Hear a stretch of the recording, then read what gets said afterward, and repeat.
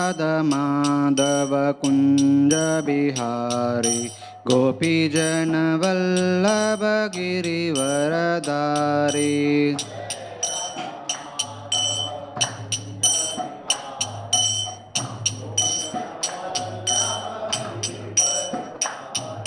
जय राधा माधव कुंज बिहारी गोपीजन वल्लभ गिरिवरधारी।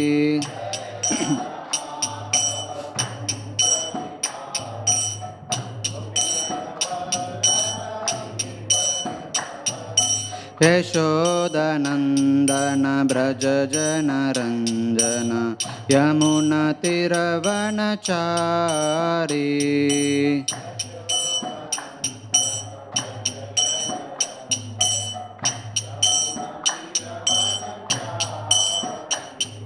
यशोदनंदन ब्रज जन रंजन यमुना तीरवनचारी।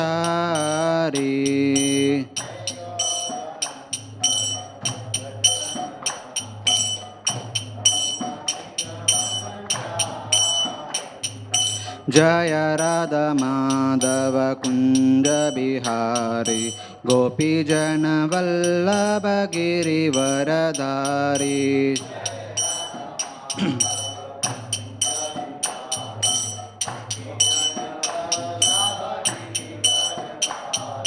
यशोदनंदन ब्रज जन रंजन यमुना तीरवनचारी।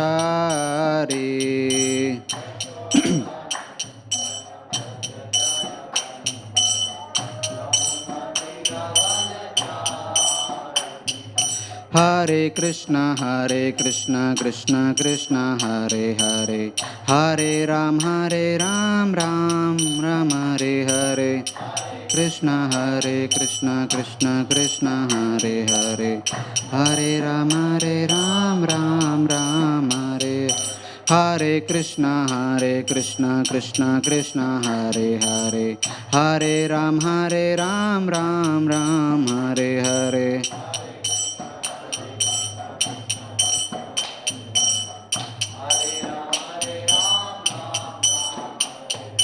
कृष्ण कृष्ण कृष्ण हरे हरे, हे राम राम राम राम हरे हरे। कृष्ण कृष्ण कृष्ण हरे हरे, हरे राम राम राम हरे हरे। हरिनाम संकीर्तन की जय। अनंत कोटि वैष्णव भक्त वृंद की जय। श्रील प्रभुपाद की जय। ओम नमो भगवते वासुदेवाय।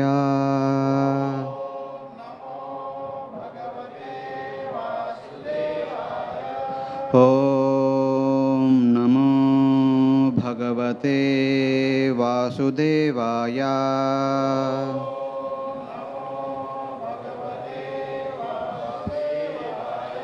ओम नमो भगवते वासुदेवाय।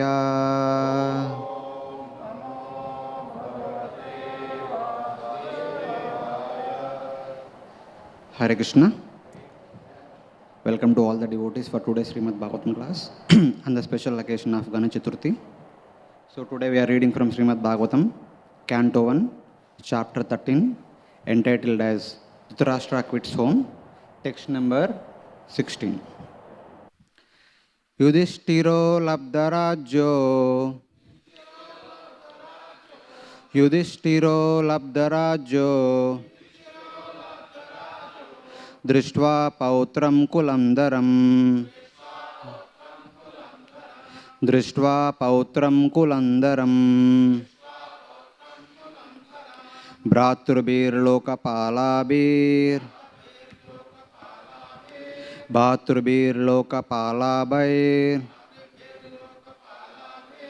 मुमुदे परया श्रिया, मुमुदे परया स्त्रिया युधिष्ठिरो लब्धराज्यो दृष्ट्वा पौत्रं कुलन्दरं भ्रातृभिर्लोकपालाभिः मुमुदे परया स्त्रिया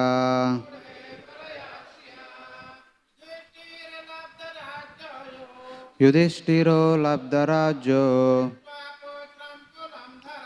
दृष्ट्वा पौत्रं कुलन्दरं भ्रातृभिर्लोकपालाभिः मुमुडे परया श्रिया युधिष्ठिरो लब्धराज्यो दृष्ट्वा पौत्रं कुलन्दरं भ्रातृभिर्लोकपालाभिः मुमुदे परया श्रिया युधिष्ठिरो लब्धराज्यो दृष्ट्वा पौत्रं कुलन्दरं भ्रातृभिर्लोकपालाभिः मुमुदे परया श्रिया. Mataji's? Okay. Labdharajyo दृष्ट्वा पौत्रं कुलन्दरं भ्रातृभिर्लोकपालाभिः मुमुदे परया Shriya. Word to word translation. Yudhishthira Labdharajyaha, possessing his parental kingdom. Drishtva, by seeing. Pautram, the grandson. Kulandaram, just suitable for the dynasty. Bhratrubhi, by the brothers. Lokapalabhai, who were all expert administrators. Mumude, enjoyed life. Paraya, uncommon. Striya, opulence. Translation and purport by His Divine Grace A.C. Bhaktivedanta Swami Srila Prabhupada. Translation. Having won his kingdom and observed the birth of one grandson competent to continue the noble tradition of his family, Maharaja Yudhishthira reigned peacefully and enjoyed uncommon opulence in cooperation with his younger brothers, who are all expert administrators to the common people. Purport. Both Maharaj Yudhishthira and Arjuna were unhappy from the very beginning of the battle of Kurukshetra. But even though they were unwilling to kill their own men in the fight, it had to be done as a matter of duty, for it was planned by the supreme will of Lord Sri Krishna. After the battle, Maharaj Yudhishthira was unhappy over such mass killing. Practically, there was none to continue the Kuru dynasty after them, after the Pandavas. The only remaining hope was the child in the womb of his daughter-in-law, Uttara. And he was also attacked by Ashwatthama. But by the grace of the Lord, the child was saved. So, after the settlement of all the disturbing conditions and re-establishment of the peaceful order of the state, and after seeing the surviving child, Parikshit, well satisfied. After seeing the surviving child, Parikshit, Yudhishthira Maharaj was well satisfied. Maharaj Yudhishthira felt some relief as a human being, although he had very little attraction for the material happiness, which is always illusory and temporary. Om Ajnanatimirandasya Jnananjanashalakaya Chakshurun Militam Yena Tasmai Shri Gurave Namaha. Sri Chaitanya Manobishtam Stapitam Yena Bhutale स्वयं रूपा कदा मह्यं ददाति स्वपदान्तिकं वन्देऽहं श्रीगुरु श्रीयुतापदकमलं श्रीगुरून् वैष्णवांश्च श्रीरूपं साग्रजातां सहगना रघुनाथान्वितं तां सजीवं साद्वैतं सावधूतं परिजनसहितं कृष्णचैतन्यदेवं श्रीराधा कृष्णपादान् सहगना ललिता श्रीविशाखान्वितांश्च नमः ॐ विष्णुपादाय कृष्णप्रेष्ठाय भूतले श्रीमते भक्तिवेदान्त स्वामिन् इति नामिने नमस्ते सारस्वती देवे गौरवाणी प्रचारिणे निर्विशेष शून्यवादी पाश्चात्यदेशतारिणे नमो महावदन्याय कृष्णप्रेमप्रदायते कृष्णाय कृष्णचैतन्य नामिने गौरतुषे नमः। हे कृष्णा करुणा सिन्धु दीनबन्धो जगत्पते गोपेश गोपिका कान्ता राधाकान्ता नमोऽस्तुते तप्तकाञ्चन गौराङ्गी राधे वृन्दावनेश्वरी ऋषभानुसुते देवी प्रणमामि हरिप्रिये वाञ्छाकल्पतरुभ्यश्च कृपा सिन्धुभ्य एव च पतितानां पावनेभ्यो वैष्णवेभ्यो नमो नमः। जय श्री कृष्ण चैतन्य प्रभु नित्यानंद श्री अद्वैता गदाधर श्रीवासादि गौर भक्तवृंद हरे Krishna Krishna Krishna Hare Hare Hare Ram Ram Ram Hare Hare.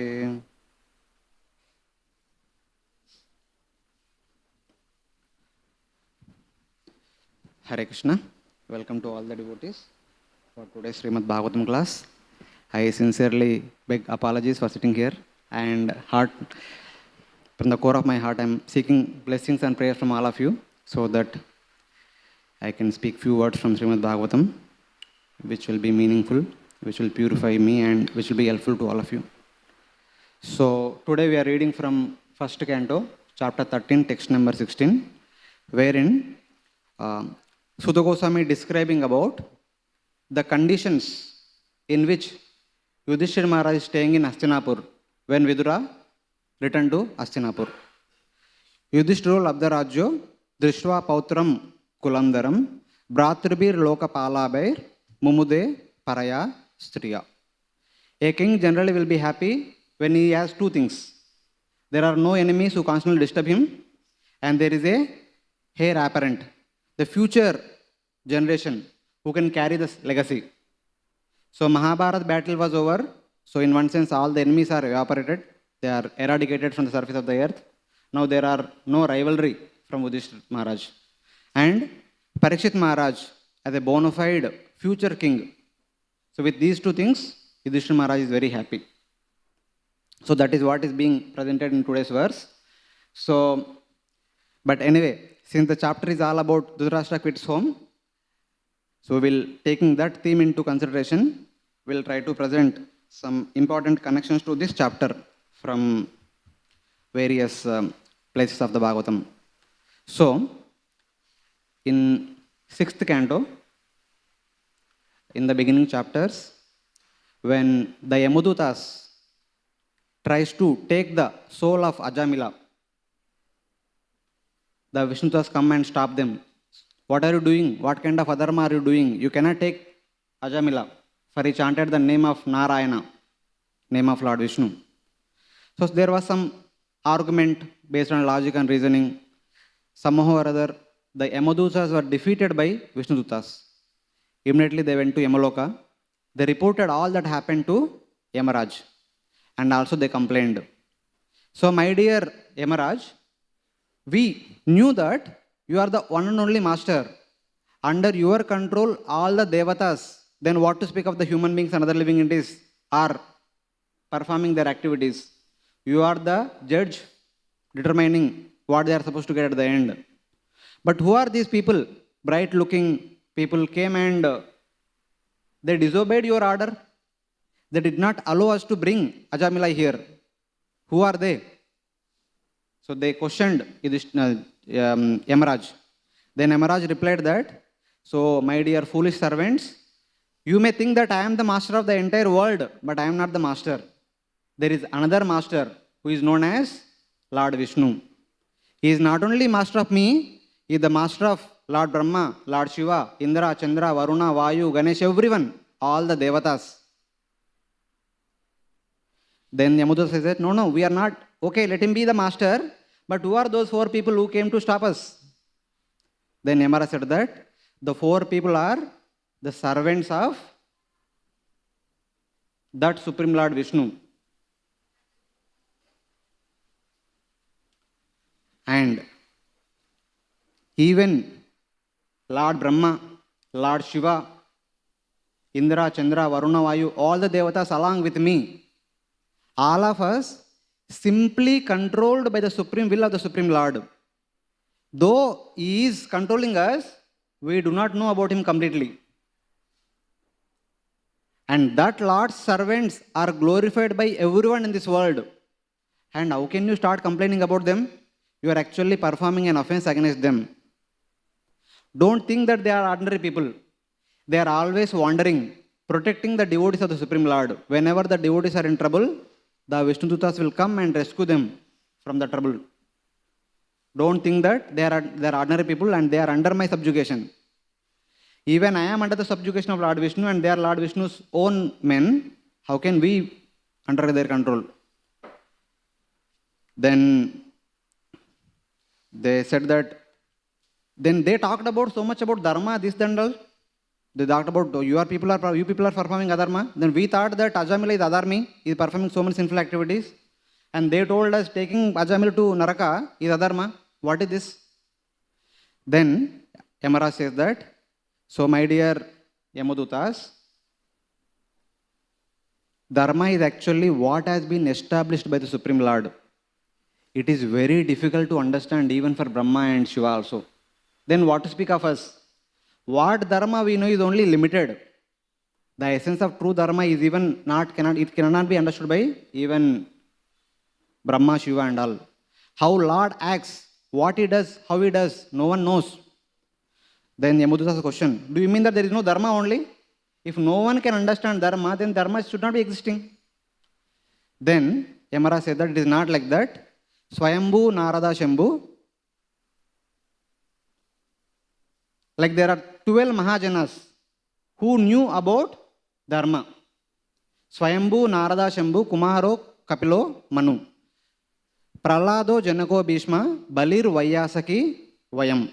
These are the 12 mahajanas who understand the nuance of dharma according to their capacity. If at all you want to know dharma, you should go to them. But even they also do not explicitly say about it for the mass of people. Because Dwadashaite Vijanimo Dharmam Bhagavata Bhata. My dear Rama Bhattas, only these 12 people know about Bhagavad Dharma. And they don't explain it very explicitly because Guhyam. This Bhagavad Dharma is supposed to be kept as the very high secret. As Lord Krishna says in Bhagavad Gita, Rajavidya Rajaguhyam Pavitram Idamotmam. And then at the end he says that Idam Tute Guhyadmam Parvakshami Anusuyave. I have spoken so many things, but now I am going to speak to you the most secret knowledge, that is Bhagavad Dharma. And that is supposed to be kept as secret. Why? Vishuddham. It is the most pure thing. It cannot be given to anyone and everyone. Why? What is the problem giving it to anyone and everyone? Dhurubodham. It cannot be understood by anyone and everyone. Because Bhagavad Dharma is situated in pure goodness. Only a person who comes near to pure goodness can understand it, can comprehend it. Others cannot understand it. That's why it is not given to anyone and everyone. But where we can find it? Mahajano ena gatasya panta. The nuance of dharma can be understood only when we follow the footsteps of Mahajanas. Here Yamraj lists 12 mahajanas. Swayambhu, Lord Brahma. Narada, Narada Muni. Shambhu, Lord Shiva. Kumara, the 4 Kumaras. Kapila, Lord Kapila. Manu, the Swayambhu Manu, the first Manu. Prahlada, Prahlad Maharaj. Janaka, Janak Maharaj, the father of Mother Sita. Bhishma, Mahabharat, we know him. And then Bali, Bali Maharaj. Vyasaki, Srila Sukadeva Goswami. And Vayam means me. Yamraj is speaking me. So in that way, if at all one wants to know about Bhagavad Dharma, one need to approach one of these 12 Mahajanas. Approach means hear their instructions, observe their life activities. How do they lead their life? That will indicate what is Bhagavad Dharma, how to practice Bhagavad Dharma. So one among the 12 Mahajanas is Yamraj, who is himself is speaking here. So let us try to understand about that Yamraj. How did he teach Bhagavad Dharma? By his personal teachings and by his personal behavior and activities, etc. So for that, let us try to see little bit from Mahabharata. Today, since today is Ganesh Chaturthi, Lord Ganesh also has close connection with Mahabharata. So even Bhagavatam also we see about so many personalities perform austerities for so many varied reasons. Many demons are being talked about in the Bhagavatam. They perform severe austerities, try to get a boon in such a way that they want to become immortal. Understanding that if they ask Brahma that we want to become immortal, Brahma might say that I am myself not immortal, how can I give you immortality? Then they put so many conditions. I should not die like this, I should not die like this, I should not die like this, like Hiranyakashipu and many other demons we see in the Bhagavatam, Ravana, Kumbhakarna, etc. Like that, there was one demon, Mushikasura. He also put so many conditions. I should not die like this, I should not die like this. His condition is, my dear Brahma, I should neither die by you or anyone created by you. According to Mushikasura, Vishnu is in Yoga Nidra, hiding in the heart of all the living entities, and everyone else in the universe is creation of Brahma only. So I can escape death. So he asked that boon. And then he also said that even if at all somebody is there who is not creation of Brahma, then I should not die by a live weapon or dead weapon. So then the entire story unfolds. Then eventually he was troubling the Devatas and the sages. They approached Lord Shiva and Mother Parvati. And then eventually, through Mother Parvati, the Ganesh appeared. Ganesh is not a creation of Brahma. As the story goes, Mother Parvati, one day when she was about to take bath, that powder was there. Using that powder, she created a form, like a small boy-looking form.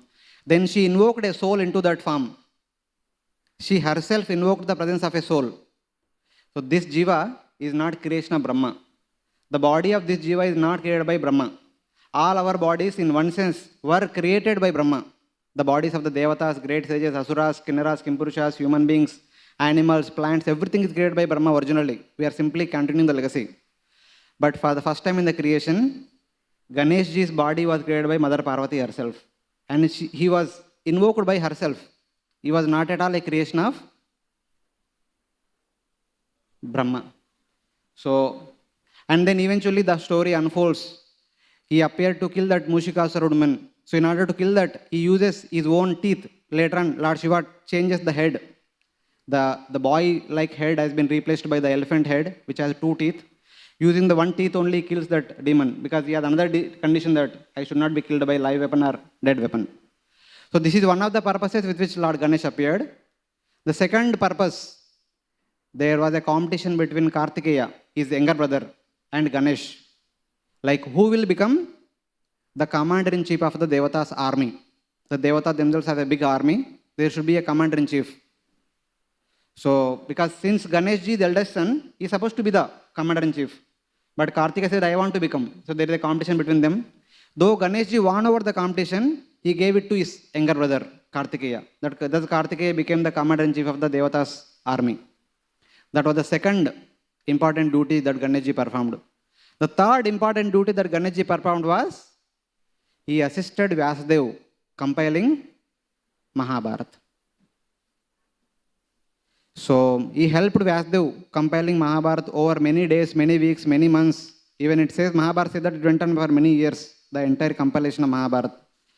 So from that Mahabharata, let us try to see few things in relation to one of the 12 Mahajanas, that is our Yamraj. So how he kind of propagated the Bhagavad Dharma by his personal life and personal character. So the story goes in the story begins in the Mahabharata that Satyavati, after marrying Shantanu, she gave birth to 2 children.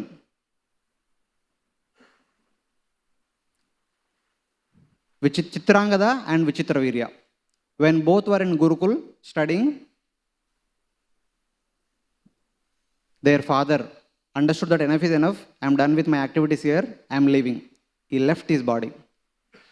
Shantanu Maharaj left his body even while his 2 sons were studying in Gurukul. Eventually they came back. Chitrangada was made as the king, even though he was not married. So one day he went to the forest for hunting. One Gandharva, whose name is like Chitrangada, same Chitrangada. So that Chitrangada came and said that, you are so glorious, your glories are sung in Gandharva Loka also. I want to understand who is superior among both of us. So whether I am superior or you are superior. There was a fight between them. The Gandharva Chitrangada killed the prince Chitrangada. So he died. The youngest son, Vichitravirya, was made king. He eventually married Ambika and Ambalika. Before he could beget a child, so that the child can continue the legacy of the kingdom, he also died. There was no one to continue the kingdom. Understanding the predicament, Satyavati called Srila Vyasadeva, her son, who is none other than Supreme Lord Sri Vishnu, in order to beget children through the widowed daughter-in-laws. So, by the request of Satyavati, Vyasadeva told that, no problem, I will beget children through them, but they need to perform austerities for 1 year. And Satyavati said that, no, we don't have that much time. There was no king on the throne. Without king, the kingdom cannot continue. You should beget immediately the children. Then he said, okay, no problem. Tonight, you send the queen. So in the night, Satyavati informed Ambika, the eldest queen, that you need to beget a child who will inherit the kingdom. So in the inner chambers, when she saw Vyasadeva, who directly came from Himalayas, who was performing austerity, his whole body was filled with lot of dust, filled with lot of hair, he was looking very weird, very fearful. As soon as she looked at him, she closed her eyes. And then, just by the glance, Srila Vyasadeva impregnated her, and the next day, the child was born. In the case of Devatas, the childbirth happens instantly. That is called Sadhyo Garbha. They don't have to wait for 9 months of the pregnancy period, etc. And even after the birth happened, the children no need to be taken care by the parents to grow gradually. In one muhurta, child is born. In another muhurta, child becomes teenager, youthful. This is the way that birth takes place in Devatas. So here, but there is a condition. If both father and mother are Devatas, it is like that. If the one of the two is different category, then things will be different. If the father is of the Devata category, mother is of the human category, the child birth takes place instantly and child upbringing will happen as the human beings, as in the case of human beings. Here Vyasadeva is like the category of the Devatas. The child birth took place instantly. Just by his glance he impregnated her and the child is born.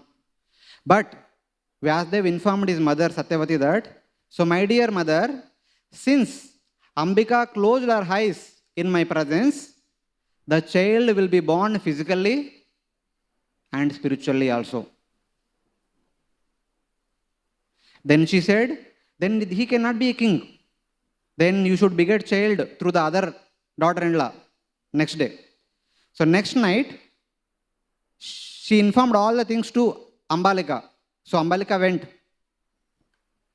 And then when she came in the presence of Vyasdev, looking at Vyasdev's fearful, fear-invoking form, she became very much pale. She did not close her eyes because mother-in-law already told, don't do such kind of mistakes. But she became pale. Then she begot a son, eventually, by the glance of Vyasdev. The next morning, Vyasdev informed his mother, Satyavati, that her son will be the most valiant person, the most intelligent person, most devoted person, but his appearance will be pale. His appearance may not be so attractive. Then Satyavati said that also a problem for a child. You please beget one more child through the first daughter-in-law. Then Vyasdev says, okay. That day, Ambika did not go. She sent her maid servant. But she served Vyasdev very nicely. She heard and understood the greatness of Vyasdev. She did not have any inhibitions. She did not have any, any fear by looking at the fear-invoking form of Vyasdev. So as a result of that, she gave birth to Vidura.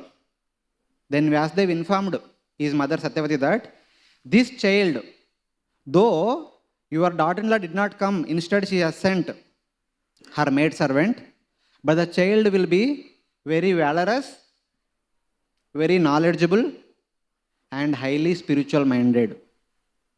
And his name should be Vidura, because Vidyayam Rata, he will take pleasure in constant study.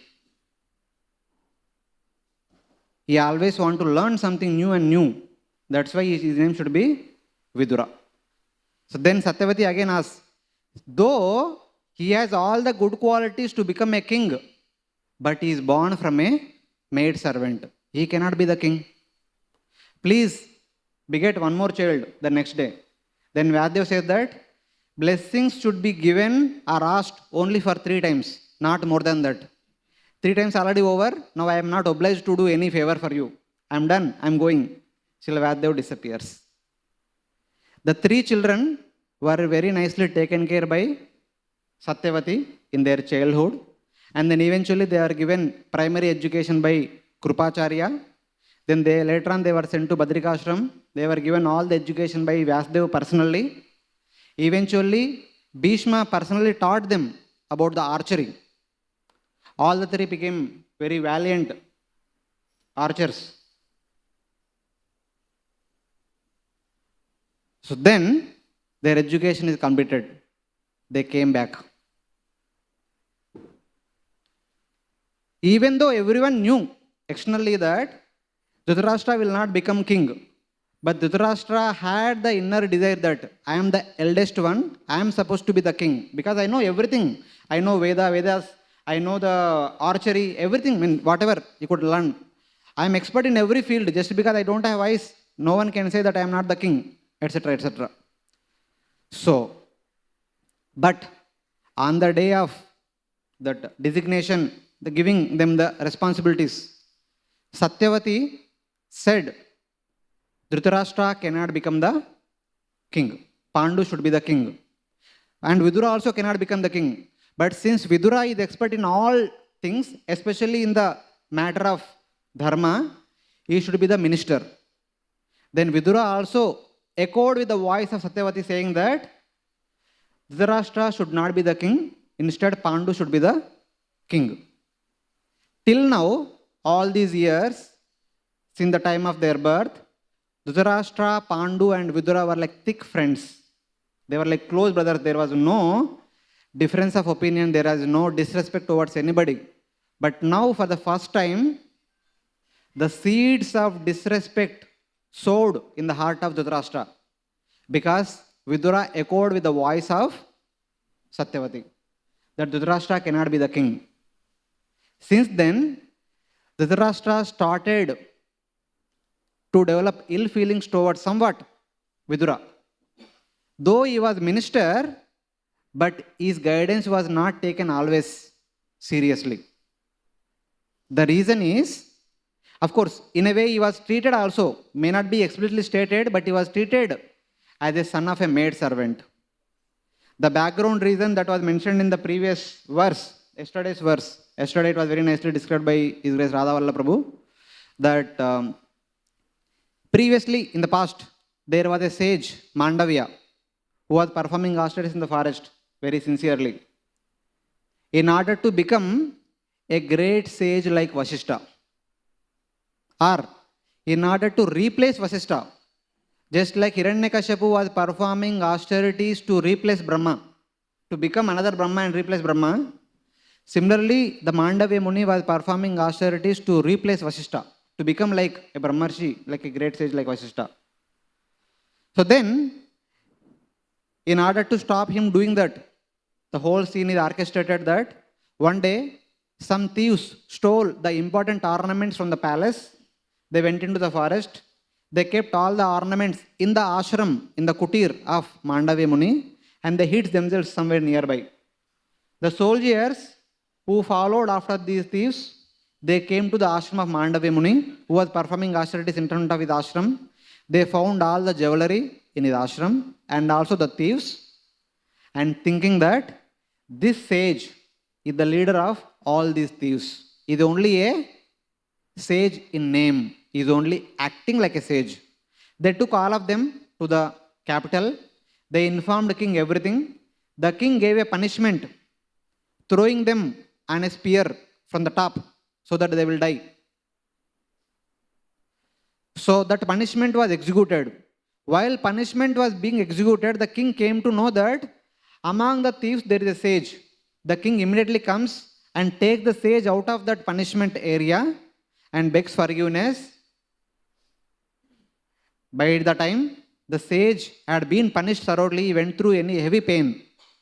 Immediately he went to Yamraj in order to understand why he was given this punishment.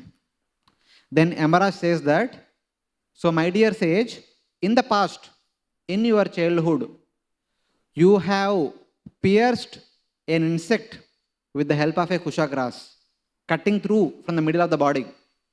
As a result of that, you are given this punishment. Then Mandavya Muni becomes very, very, very angry. You think you are the knower of Dharma? You think you are the administrator of the entire universe? What do you understand that you can give any punishment to anybody? That innocent activity is done by an innocent child in my immaturity. How can you give a severe punishment for that innocent act? You are not fit to continue as Yamraj. I curse you to become the son of a Shudra. Though you are sitting on the post of Yamraj, you are acting like a Shudra without understanding what Dharma is all about. You take birth as son of a Shudra. So like that, Mandavya Muni curses. But Yamraj is quite happy. If at all a person want to become a great sage like Vasishtha, first of all they should control their anger. They should control their arrogance. And they should also tolerate the threefold miseries of the material world. This Mandavya Muni failed in all respects. And by cursing me, he lost all his piety. Whatever piety is accumulated by performing so many austerities for the entire lifetime has been nullified. So from that point of view, Yamraj is happy. And another point of view is that he is busy with executing his duties from the very beginning of the Manvantara. He wanted to take some leave. And also, as a mahajan, he wanted to establish a proper code of conduct. Here in Yamaloka, he is establishing that proper code of conduct only by punishing. But he wanted to establish it by proper code of conduct of a life of a great personality. So that person, Yamraj, as a plea of the curse of Mandavya Rishi, appears as Vidura. The curse is for 100 years. It was clearly mentioned in the 15th verse. Yavad tadara shudratvam shapad varshashatam yamaha. The Yamraj has to go through this shapa given by Mandavya Muni for 100 years. He should continue the life like that of a son of Shudra mother for 100 years. That has begun just now. The time when he was given the position as the minister of Hastinapur, and when Yudhishthira was not made the king, the seed of disrespect towards Vidura took birth in the heart of Dhritarashtra. The curse came into action. From now, for 100 years, Vidura in one way will be continuously disrespected by Dhritarashtra and his sons, his followers, supporters, etc. He was going through that curse period of 100 years from that point onwards. So eventually, later on, the Mahabharata goes on talking about so many things. All the way it culminates in Lord Krishna coming to Hastinapur as the peace messenger in order to settle the matter between the Kauravas and Pandavas so that the war can be stopped. When Krishna gives the information that Pandavas does not even want the entire Indraprastha, let them be given 5 villages, that is enough for them. Duryodhana outrightly says, no way. More than that, what right do you have to come to Hastinapur? Since you have come to Hastinapur without invitation, I'll arrest you. Duryodhana tried to arrest Lord Krishna. But Lord Krishna, showing universal form, he leaves that place, telling that war is inevitable. And the result of the war is the destruction of the entire Kuru clan. Hearing those words, the entire night Dhritarashtra did not sleep. Because till now, somehow or other, he was keeping the Pandavas away from the Kauravas by conducting so many means, supporting Duryodhana in his all evil schemes. Though Vidura was constantly giving good guidance, Dhritarashtra always would hear as a pleasure-giving talk, but he would never implement it. Because since he had special affection toward Duryodhana, he would always listen to Duryodhana. Even Duryodhana brought one more person known as Kanika.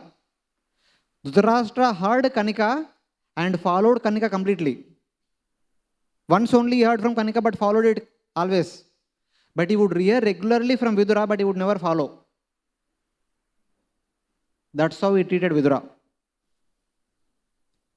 So now, he understood that war is inevitable. His 100 sons are about to die. Out of fear, the next day morning, he called Vidura.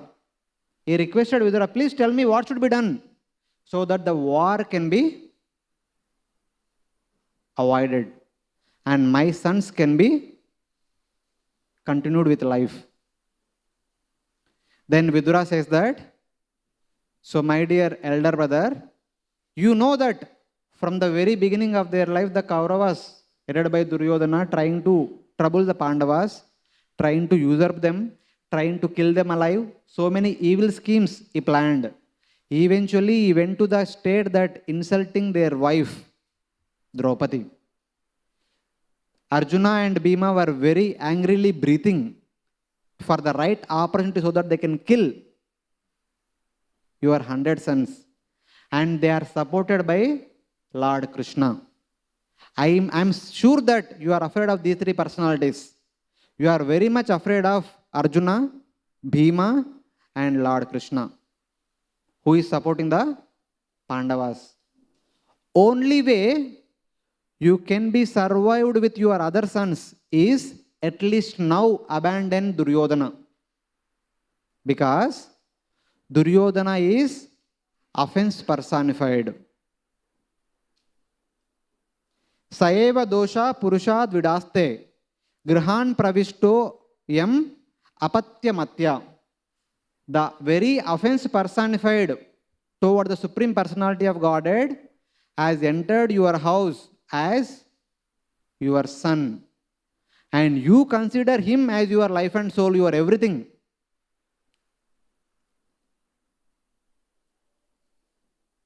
Unless until you send Duryodhana out of your palace, you cannot be happy. You cannot be survived with your other 99 sons. please cast away Duryodhana immediately out of the home. Tajasu ashaivam kula kaushalaya. If at all you want well-being of your family, kula kaushala, ashaivam, please cast away this inauspicious Duryodhana. This was the advice given by Vidura and to Dhritarashtra. Duryodhana could not take those words. How can you speak those words? So Duryodhana becomes very angry. He says that Kaenam atropa jovaya jihmam dasya sutam. He says that who called this dasya suta, the son of a maid servant, dasi putra, onto this royal assembly, which is supposed to be seated by the Kshatriyas. This royal assembly is only meant for the Kshatriyas. There is no place for the sons of a dasi. How dare he come to this royal assembly and suggest something like this? He does not deserve to be here, sitting in the royal assembly. And he says that one more important thing. Yad bali neva pushta tasmin pratipa parakritya aste. He was taken care by, he was nourished by us from the very childhood. But he is working for our enemies. Yad bali naiva, he is taken care by us, but parakritya, he works for the enemy camp. He does not deserve to remain here anymore. He is telling me to, he is telling you to abandon me. He is telling me to send me out of the kingdom. I tell you that you should be sent out of the kingdom. He does not deserve to stay anymore in the royal assembly. Then what to speak of royal assembly? He does not deserve to stay in the Hastinapur. What to speak of Hastinapur? He does not deserve to stay in the kingdom. He should be sent out of the kingdom with his very breath. He should not be allowed to take any of the royal opulences along with him, because everything is given by you and everything belongs to you. Something like that. But on the other hand, Vidura is thinking that, but when he heard these criticizing words of Duryodhana, the 100 years curse period of Mandavi Rishi completed. That time Vidura became minister, and now when Duryodhana insulted in front of public, till now no one insulted Vidura publicly, but for the first time Duryodhana insulted him publicly. That is the last stroke of the curse given by Mandavi Rishi. That curse is over. Now Vidura no need to continue as the son of Dasiputra. He understood it, and he also seen that this is how the Maya of the Supreme Lord works. Immediately, without being thrown out of the army of Dhritarashtra, Vidura himself gives up his throne, gives up his upper garment, keeps his bow, everything, gives up his position as the minister, everything resigns. And he says, thank you, enough is enough. It is the way Lord's Maya is acting. Till now, my presence, somehow or other, you 100 Kauravas have been saved. Lord Krishna is himself acting through his Yogamaya potency that by keeping me away from you, he wants to kill you. So, I am going. I am done with my duties. As a result of the curse given by Mandavi Muni, I have to be here like this. That is over. Now I don't have to continue anymore. Goodbye. He goes on pilgrimage. So it is said that Sa Nirgata Kaurava Punya Labda. By the auspicious presence of Vidura in the royal dynasty of the Kauravas have got Punya. By throwing Vidura out of the palace, the Kauravas lost their Punya. Now they don't deserve to live anymore. Their death is fast approaching. So Vidura, thinking that, so for the last 100 years, I was living in the midst of all these Asuric mentality people. My heart is so much contaminated. Let me purify. With that thought, he was going on pilgrimage from one holy place to other holy place, other holy place to other holy place. Like that, he traveled to many, many holy places, understanding that Kauravas were killed by the Pandavas. Yudhishthira Maharaj was ruling very nicely under one umbrella. The entire kingdom is faring well, etc., etc. He travels to all the different places. Eventually, after 36 years, he comes to Prabhas. As soon as he came to Prabhas, he heard the news that just now the Yadus have killed among themselves. They were died. Lord Balram, Lord Krishna also departed from this world.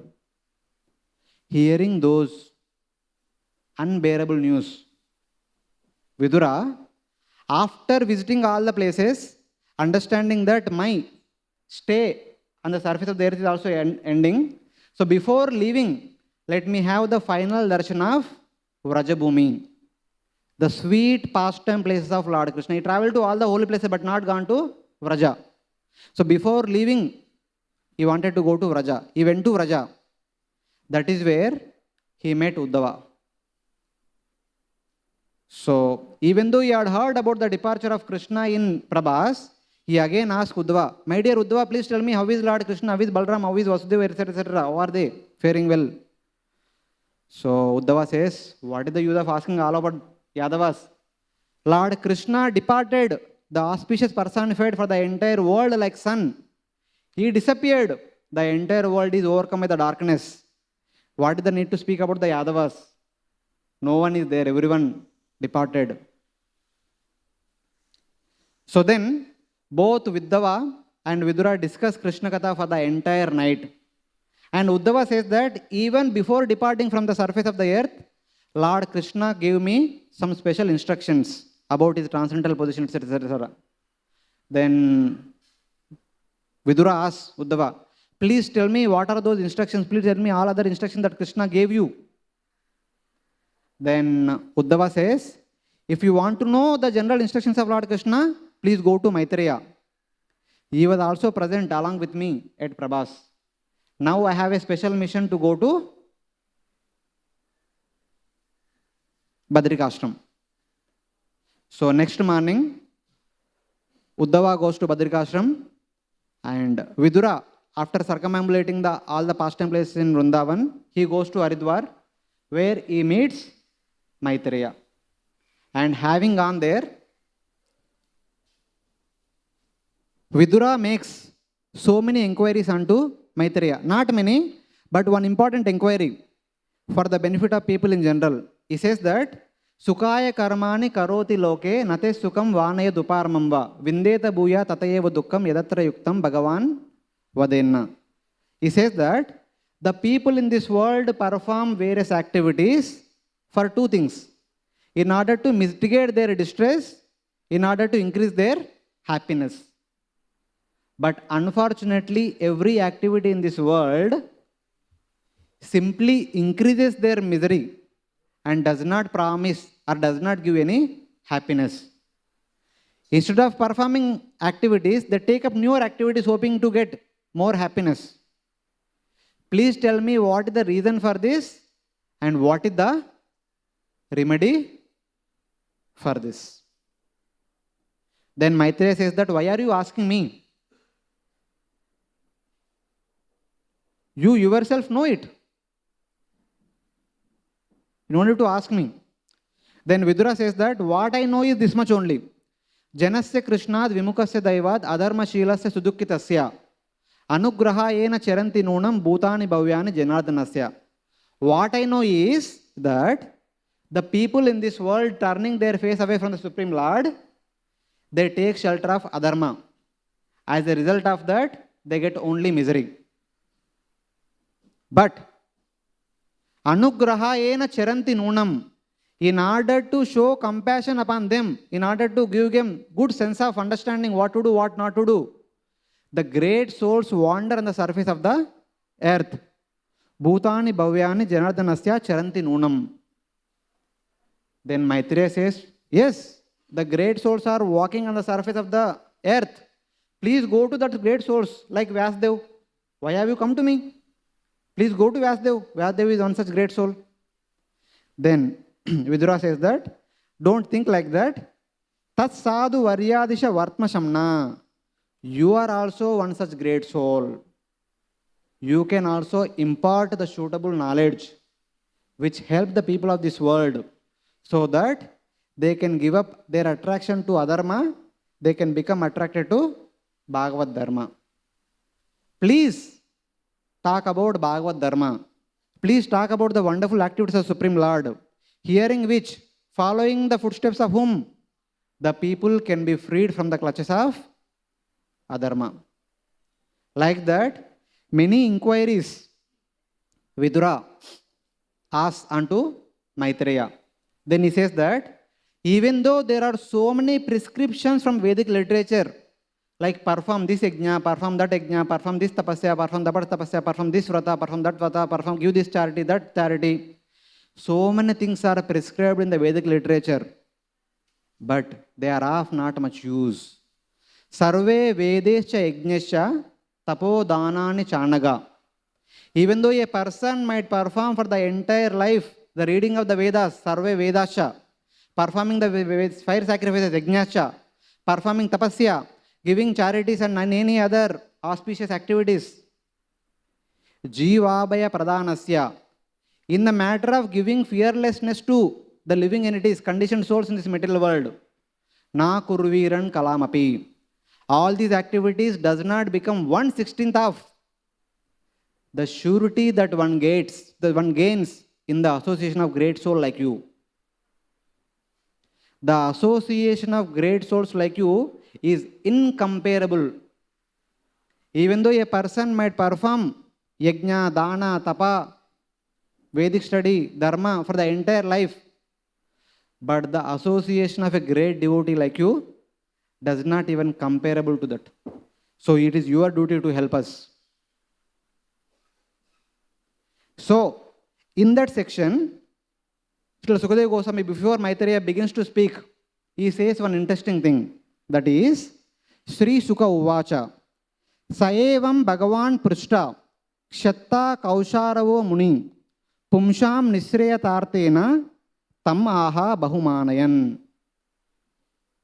Having heard the inquiries by Vidura, Maitreya, who is like Bhagavan, whose knowledge is like that of Supreme Lord, who is a great devotee, understood that Vidura is not asking all these inquiries for himself. He is asking all these inquiries for the deliverance of the people of Kali Yuga. Pumsham Nishreya Sartaya, for bringing the highest benefit of the people in general who are going to take birth in the world in the future. For their benefit, Vidura is asking all these inquiries. This is the conduct of a mahajan. Mahajan either speaks personally for the benefit of others or acts in such a way that looking at his activities, the others will follow and perfect their life. Apana acharati Prabhu Sabashikaila. Or by approaching a bona fide spiritual master and asking suitable inquiries, the answer to those inquiries will be beneficial to the entire world. This is the conduct of a mahajan. By such suitable inquiries, Vidura, who is none other than Yamraj, established his position as a mahajan. And the answers given by Maitreya Rishi in the 3rd canto and 4th canto of Bhagavatam will reveal what Bhagavad Dharma is all about, following which what one can attain. Dhruva Maharaj. Of course, in the 3rd canto itself we have examples of Swayambhuva Manu, Kardama Muni, Devahuti. 4th canto we have Dhruva, Prutu, and Prachina Barihi, Anga, and Prachetas. Like there are so many wonderful devotees have been described. So in that section, while hearing all these things, Vidura comes across 2 important personalities' life stories. One was King Anga, second was Prachina Barihi. Anga case is similar to that of Dhritarashtra. Anga had a nasty son, Vena, whom he tried to correct by all means. When he could not correct his son, Anga understood that it is Lord's desire. I cannot do anything more than this. Then, understanding that I cannot do anything more than this, he went to the forest in order to perfect his life, giving the destiny of the kingdom to the hands of the Supreme Lord. He immediately took on to Vanaprastha order, went to forest and perfect his life. And later on, there was another king, Prachina Barhi, who was so much attached to the kingdom, performing one yajna after another yajna, one yajna after another yajna for the prosperity of himself and his kingdom, etc., etc. Narada Muni personally comes. He says that, my dear king, prosperity is required. But in the name of prosperity, you don't have to perform so many yajnas. You don't have to kill so many animals as part of yajna. Don't overdo. Enough is enough, stop. The purpose of human life is not to perform yajna like this one after the other for the material benefit. Purpose of life is to practice Bhagavad Dharma immediately. Then he says that, okay, no problem, my dear sir, I understood. I will go to forest and practice Bhagavad Dharma as soon as my sons return. Currently they are in Gurukul studying. Then Narada Muni says that, don't wait. Time and tide waits for no one. Leave immediately. Your sons will come and take up the rule. Don't worry, nothing will happen to your kingdom. Leave immediately. Following the instructions of Narada Muni, Prachina Barhi immediately giving the responsibility of the kingdom to the ministers, he goes to the forest and perfects his life. Having heard these two examples, one is King Anga tried to correct his son, he failed, he left home and perfected his life. King Prachina Barhi was so much attached to kingdom, but hearing good instruction, he left kingdom and perfected his life. Dhritarashtra had both the things. He is attached to the kingdom and somehow he tried to correct his son, but not completely. But he is still attached to the kingdom, still there in the royal assembly only. Even though he asked so many other questions unto Maitreya, after hearing these two pastimes, he told Maitreya Muni, my dear sir, enough is enough. I have heard enough. I have an important duty. Before I conclude my stay on the surface of the earth, I have to deliver my elder brother, Dhritarashtra, who is like Prachina Barhi. I should take the role of Narada Muni. I have to deliver him immediately. He comes home. He comes to Hastinapur. That is when this chapter is being presented. When he comes to Hastinapur, Yudhishthira Maharaj, who had a lot of love and affection for Vidura, receives him very nicely, treats him like a devata, worships him nicely, gives him nice stay facilities, etc., etc. Then he inquires from him, where all you travel, what all you did, how did you maintain all these years, 36 long years, did you gone to Dwaraka, how are the Dwaraka Vasis, how are they, etc., etc. Vidura talks about his entire Tirtha Yatra, but not about the disappearance of Lord Krishna. Because, as it is mentioned in the today's verse, somehow or other, after long troubles, now at the end, Yudhishthira is faring well. Otherwise, his entire life is full of miseries. If I give the news of Lord Krishna's departure, again we will be into misery. I don't want to see that misery as long as I am here. So Vidura did not give the news of Lord Krishna's departure. Anyway, it will come to know. Eventually, if not today, tomorrow it will come. But today I will not give that news. So that is what is the context of the today's verse. And in the future chapter, just like Narada Muni spoke very harshly and very strongly to Prachina Barhi and developed a sense of detachment in the heart of Prachina Barhi, similarly, Vidura will speak very harshly to Dhritarashtra. Hearing which, for the first time, he develops a sense of detachment. Then he goes to forest, goes to Himalayas, and perfects his life. So, in this way, we can see that Vidura, who is none other than one of the 12 mahajanas, Yamraj, enacted by his personal life the lifestyle of a mahajan, displayed the conduct of a mahajan, taught the teachings of a mahajan. So, Vidura, one of the 12 mahajanas, none other than Yamraj. Hare Krishna. Grantara Srimad Bhagavatam ki jai. Srila Prabhupada ki jai. Ananta Koti Vaishnava Bhakta Vrinda ki jai.